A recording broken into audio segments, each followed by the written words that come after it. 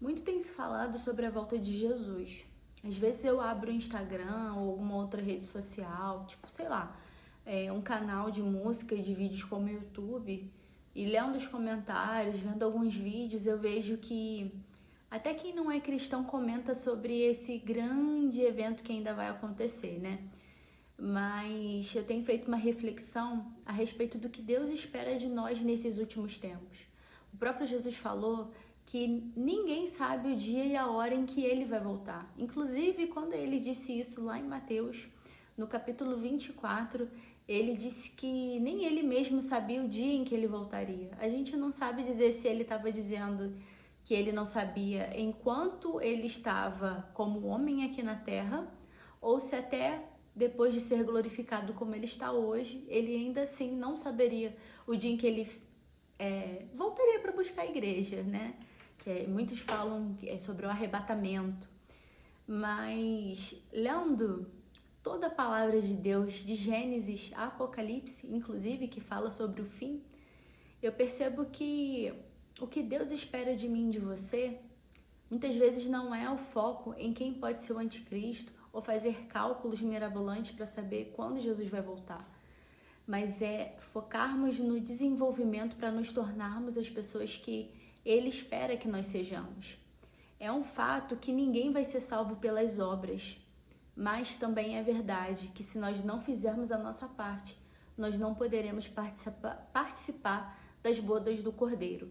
Em Mateus, no capítulo 22, Jesus falou, né, uma parábola que faz essa alusão a esse dia tão importante para nós, filhos de Deus, né, para a igreja. E ele fala que o reino dos céus é como um rei que prepara um grande banquete de casamento para o seu filho. Aqui o rei é Deus, o filho é Jesus, e a noiva, que não é relatada, nós sabemos que é a igreja. E aqui eu não vou ler tudo, quem quiser e se sentir à vontade pode ler para conferir, para se aprofundar melhor no assunto. Vai dizer que quando o servo do rei saiu para convidar pessoas específicas para participar desse banquete, elas rejeitaram a Deus. Não descaradamente, mas com desculpas, dizendo assim, não, quer ver, vou dar um exemplo aqui. Eu comprei um campo e agora eu tenho que cuidar do meu campo. Outra pessoa falou, eu acabei de casar, eu tenho que cuidar das coisas do meu casamento. E, gente, quantas vezes eu e você damos desculpas para os convites que o Espírito Santo nos faz todos os dias para priorizarmos a Deus, a busca a Ele, o momento de intimidade e comunhão que nós devemos zelar e preservar, como eu costumo dizer, no secreto. O secreto, Jesus falou que era o quarto, mas no sentido de você separar um lugar, um lugar da sua casa, um lugar onde você está, para você buscar a Deus com intencionalidade.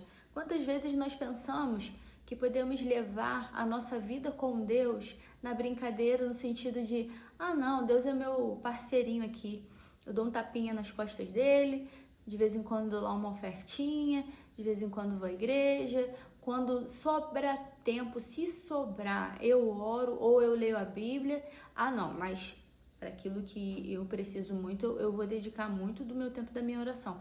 Quantas vezes nós agimos assim? Sabe, eu não quero falar aqui com você em tom de julgamento, porque eu tenho as minhas limitações. Eu sempre falo muito quando eu falo das coisas de Deus e da minha alegria no Senhor, eu falo das minhas fragilidades, porque eu não sou perfeita, gente. Eu preciso do Senhor e é por isso que eu aceito o convite do Espírito Santo, porque eu quero, porque me faz bem. Mas essas pessoas aqui que tinham obrigações lícitas, né? Elas simplesmente deram uma desculpa. E o que é desculpa? A desculpa é uma resposta que você dá para alguma coisa que você não quer fazer. E Deus entende que nós temos que fazer coisas. Deus entende que nós temos as nossas obrigações e Ele não quer que ninguém seja displicente. Nós precisamos fazer tudo com excelência, porque tudo é para a glória do nome dEle. Mas precisamos entender que tudo deve ocupar o seu lugar correto, né, no nível hierárquico nas nossas vidas. E Deus deve ocupar o topo. Deus deve ocupar o altar do nosso coração. Nesse lugar não pode ter outra pessoa, não pode ter outra tarefa, não pode ter outras coisas, tem que ser o Senhor. E aqui vai dizer, logo em seguida, que essas pessoas que desprezaram a Deus com desculpas, porque foi assim que ele se sentiu, né? Esse rei, ele falou para o servo, então chame pessoas de todos os tipos, porque aqui, só para resumir, ele estava se referindo a Israel que rejeitou a Cristo. Então, o servo foi chamar pessoas de todos os tipos. E quando o rei viu que tinha uma pessoa lá que estava com as vestes de qualquer jeito, ele lançou essa pessoa no sofrimento. E por que Jesus falou isso, né? Jesus é alguém que ama tanto. É porque às vezes nós temos uma perspectiva de amor muito terrena e muito carnal. Nós pensamos que Deus tem que atender a todas as nossas exigências e os nossos desejos. E, gente, eu não estou falando contra a graça. Misericórdia, eu fui salva pela graça. Nós seremos salvos pela graça. Deus entende as nossas limitações. Ele respeita os processos pelos quais passamos.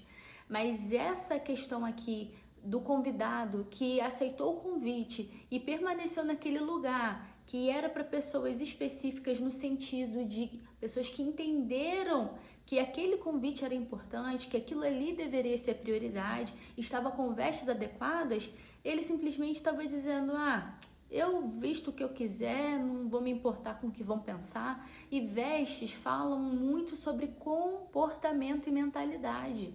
E esse cara aqui, né, da parábola, ele não estava nem aí para o que o rei ia pensar a respeito dele. Ele só queria a parte boa, ele só queria comer do que o rei podia oferecer. Mas ele não queria honrar a presença do rei. Ele não queria mostrar que se importava.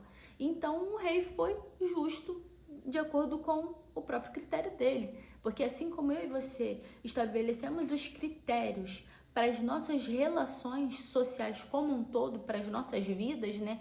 Cada sociedade, cada cultura tem as suas regras, Deus tem a dele, as regras e os limites que ele mesmo estabeleceu. E ele dá oportunidade para todas as pessoas. Ele não faz acepção de pessoas.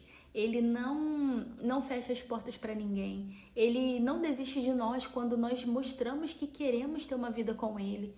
Mas ele é Deus e ele se coloca nessa posição de entender que ele não vai mendigar a nossa atenção. Ele pode até insistir, porque ele nos ama muito. Mas se nós insistirmos em permanecer com vestes inadequadas, chegará um tempo em que ele vai nos entregar aos nossos próprios desejos, como está escrito em Romanos, no capítulo 1.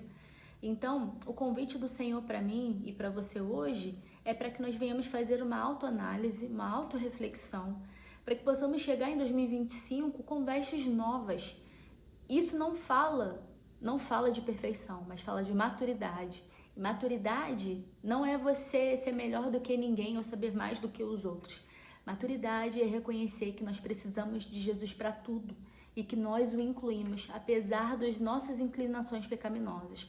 Maturidade é tanto você consagrar os seus pedidos ao Senhor, os seus desejos, quanto renunciar àquilo que Deus não quer para a sua vida.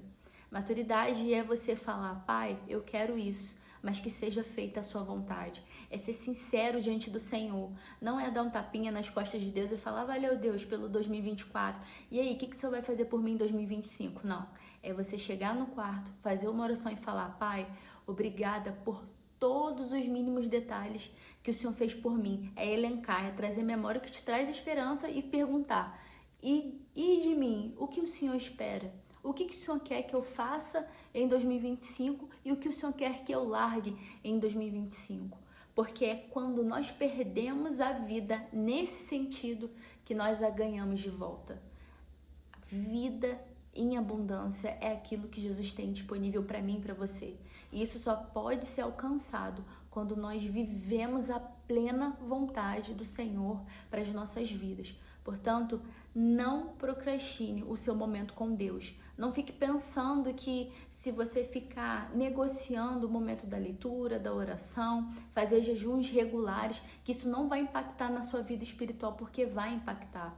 E eu não tô declarando algo ruim, eu tô te encorajando porque eu mesma já passei por isso. Eu mesma já tive momentos de fraqueza, onde eu me deixei levar pelas emoções, onde eu permiti que a tempestade me engolisse e onde eu busquei assim, mais ou menos, e me esfriei e me tornei uma pessoa morna. E isso me prejudicou ainda mais, porque quando nós perseveramos e insistimos em crer e em buscar, apesar da dor, apesar das dificuldades, apesar do cenário, é aí que Deus nos promove, é aí que Ele faz o impossível, é aí que o nome dEle é glorificado, é aí que nós vemos uma intervenção extraordinária que nós nem podíamos imaginar. Então, o meu desejo é que você, em 2025, seja cheio da presença do Espírito Santo de Deus, que você possa mergulhar nas águas do Espírito e transbordar a vida de Deus, ser boca de Deus nesse tempo. Obrigada pelo seu tempo. Não esquece de dar um like aí, deixar o seu joinha, comentar e compartilhar. Fique com Deus. Um beijo grande, Feliz Natal e até a próxima!